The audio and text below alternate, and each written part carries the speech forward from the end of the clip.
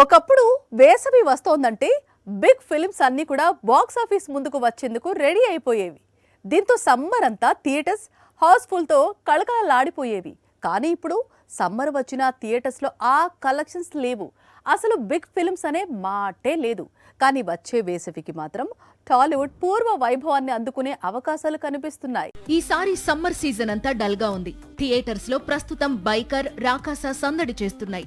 అయితే పెద్ది లాంటి big film వస్తే ఆ కిక్ వేరుగా ఉంటుంది కదా అనుకుంటుంటే ఈ సినిమా వాయిదాలకు కేర్ ఆఫ్ అడ్రస్ గా మారింది.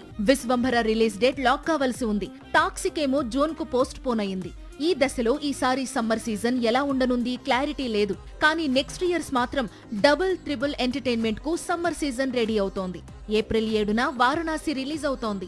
అట్లీ దర్శకత్వంలో అల్లు అర్జున్ నటించే చిత్రాన్ని కూడా వచ్చే ఏడాది వేసవిలో, అది కూడా మేలోనే రిలీజ్ చేయాలనుకుంటున్నారట. అంతేకాకుండా ప్రశాంత్ నీల్ మేకింగ్ లో ఎన్టీఆర్ నటిస్తోన్న మూవీని కూడా వచ్చే ఏడాది వేసవికే సిద్ధం చేస్తున్నారట. మొత్తంగా after 1 year Tollywood box office stars మూవీతో కళకళలాడే అవకాశాలు కనిపిస్తున్నాయి. అన్నీ కుదిరితే గతంలో వేసవి సీజన్లో భారీ వసూళ్లను చూసినట్లే హిస్టరీ రిపీట్ అయ్యే అవకాశాలు కనిపిస్తున్నాయి.